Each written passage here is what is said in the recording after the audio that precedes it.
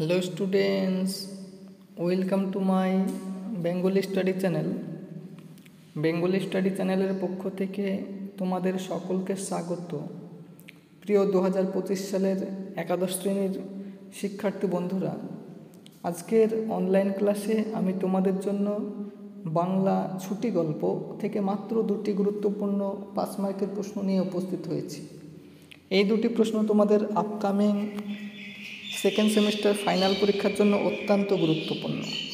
তাই প্রশ্ন দুটি সবার আগে তোমরা খাতায় টুকে ভালো করে পড়তে শুরু করো।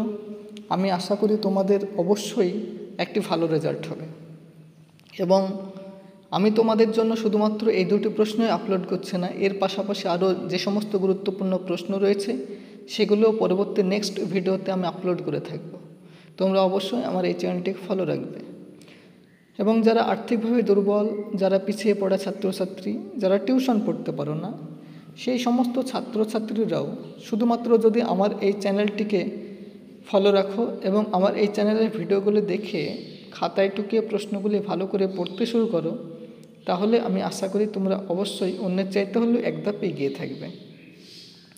এবং শুধুমাত্র তোমাদের আমি বাংলা বিষয়ের প্রশ্নই আপলোড করে থাকি না, এর পাশাপাশি ইতিহাস এবং রাষ্ট্রবিজ্ঞানের প্রশ্নও আপলোড করে থাকি। তাই তোমরা আমার এই চ্যানেলে যদি ভিডিওগুলি দেখে না থাকো, তাহলে তোমরা চ্যানেলে গিয়ে প্লেলিস্ট থেকে দেখে নেবে। তাই আলোচনা শুরু করার পূর্বেই তোমরা যারা নতুন আমার এই চ্যানেলে ভিডিও দেখছো, তারা অবশ্যই আমার এই চ্যানেলটিকে সাবস্ক্রাইব করবে এবং পাশে থেকে বেল আইকন বেলটি প্রেস করে অল নোটিফিকেশন অন করে দেবে, যাতে করে আমার ভিডিও ছাড়ার সঙ্গে সঙ্গে সবার আগে তোমাদের কাছে পৌঁছে যায়। তাই দেরি না করে চলো শুরু করি আজকের মূল আলোচনা। দেখো, রবীন্দ্রনাথ ঠাকুরের ছুটি গল্প থেকে যে 1 নম্বর প্রশ্নটি তোমাদের জন্য রেখেছি সেটি হলো, মা এখন আমার ছুটি হয়েছে, মা এখন আমি বাড়ি যাচ্ছি। কথাটি কে কাকে বলেছিল? বক্তা ছুটি বলতে কি বুঝিয়েছিল? উত্তর লিখবে তোমরা। রবীন্দ্রনাথ ঠাকুরের রচিত ছুটি নামক ছোট গল্পে উল্লিখিত উক্তিটির বক্তা গ্রাম্য বালক ফটিক। ফটিক কথাগুলি তার মাকে বলেছে। ছুটি বলতে কি বোঝানো হয়েছে? ফটিক গ্রামের দুরন্ত অবাধ্য দামাল বালক, গ্রামের পরিবেশে অবাধ বিচরণ, স্বাধীনভাবে ঘুরে বেড়ানো।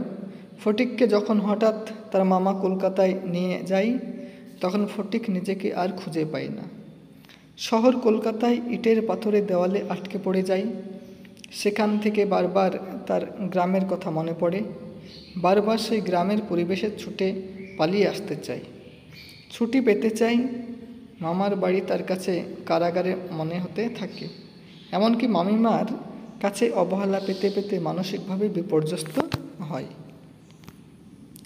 একসময় প্রবল জ্বর পড়ে এবং জ্বরের ঘোরে সে প্রলাপ বকতে থাকে। তার বিধবা মাকে খবর দেওয়া হয়। মা ফটিকের কাছে পৌঁছানো মাত্রই তাকে আদর করে ডাকতে থাকেন। ফটিক জ্বরের ঘোরে তার মাকে বলে, মা এখন আমার ছুটি হয়েছে, মা আমি বাড়ি যাচ্ছি। অর্থাৎ ফটিক চিরকালের জন্য পৃথিবী থেকে বিদায় নিয়ে চলে গেল। ফটিকের মৃত্যু হলো। পরের 2 নম্বর প্রশ্নটি আলোচনা করার পূর্বেই তোমরা যারা নতুন আমার এই চ্যানেলে ভিডিও দেখছো, তারা অবশ্যই আমার এই চ্যানেলটিকে সাবস্ক্রাইব করবে, লাইক করবে, কমেন্ট করবে এবং চ্যানেলটি বন্ধু বান্ধবদের মধ্যে শেয়ার করবে। কারণ আমার এই চ্যানেলটি যেহেতু নতুন, সেহেতু আমার এই চ্যানেলটি যাতে ভবিষ্যতের অনেক দূর প্রসারিত হয়, অগ্রসর হয় এবং চ্যানেলটির যাতে গ্রোথ হয় এবং চ্যানেলটি যাতে প্রতিনিয়তই কন্টিনিউ তোমাদের সাপোর্ট এবং সহযোগিতা করতে পারে, সেই জন্য তোমাদের সাপোর্ট এবং সহযোগিতা আমি একান্তই কামনা করি। তাই আলোচনা দীর্ঘায়িত না করে চলো আমরা মূল আলোচনায় ফিরে যাই। 2 নম্বর প্রশ্নটি হলো, ছুটি গল্পে মামা বাড়িতে গিয়ে ফটিকের যে দুরবস্থা হয়েছিল তা নিজের ভাষায় লেখো। তোমরা উত্তরটি লিখবে। রবীন্দ্রনাথ ঠাকুরের ছুটি গল্পে ফটিককে তার মামা বিশ্বম্ভর বাবু যখন কলকাতায় তার বাড়িতে নিয়ে যেতে চান, ফটিক সাগ্রহে সেই প্রস্তাবে রাজি হয়েছিল এবং কবে কখন সেখানে যেতে পারবে তা জানতে চেয়ে মামাকে অস্থির করে তুলেছিল। অতি উৎসাহে সে বিনিদ্র রজনী যাপনও করেছিল, কিন্তু মামার বাড়িতে তার অভ্যর্থনা প্রত্যাশিত হয়নি। তার মামি এই অনাবশ্যক পরিবার বৃদ্ধিতে একেবারেই সন্তুষ্ট হতে পারেননি, কারণ নিজের 3টি ছেলেকে নিয়ে তার যে ব্যস্ততার সংসার, সেখানে 13 বছরের অপরিচিত পাড়ায় গিয়ে ফটিককে তিনি বিপদের সম্ভাবনা বলে মনে করেছিলেন। সেই মামির স্নেহহীন চোখে ফটিক একটা দুর্গ্রহের মতো প্রতিভাত হচ্ছিল, এবং মামি তাকে কেন কাজ করতে বললে তাকে খুশি করতে সে মনের আনন্দে যতটা আবশ্যক তার থেকে বেশি কাজ করে ফেলত, এবং তাতে মামি আরও বিব্রত হতেন। তিনি ফটিককে পড়াশোনায় মন দিতে বললে তার মানসিক উন্নতির প্রতি মামির এই যত্ন ফটিকের কাছে ছিল নিষ্ঠুর অবিচার। স্কুলেও ফটিক ছিল সকলের চোখে নির্বোধ এবং অমনোযোগী।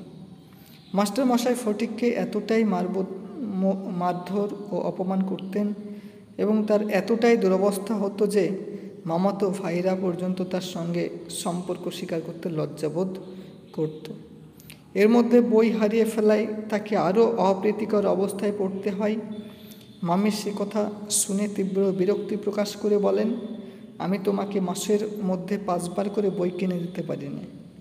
ফটিক এই অনাদর উপেক্ষা স্পষ্টই বুঝতে পারত, যে কারণে তার জ্বর এলেও সে মনে করেছিল মামি এটাকে অনর্থক উপদ্রব এবং অনাবশ্যক জ্বালাতন হিসেবে দেখবে।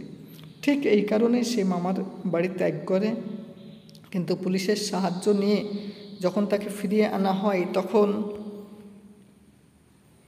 ফটিকের দুরবস্থা আরও বেড়ে যায়।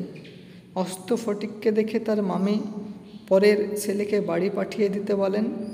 এভাবেই মামার বাড়িতে অপমান আর অনাদরে দিন অতিবাহিত করতে হয়েছিল ফটিককে, যেখান থেকে সে হয়তো মুক্তি পেয়েছিল মৃত্যুর মধ্য দিয়ে।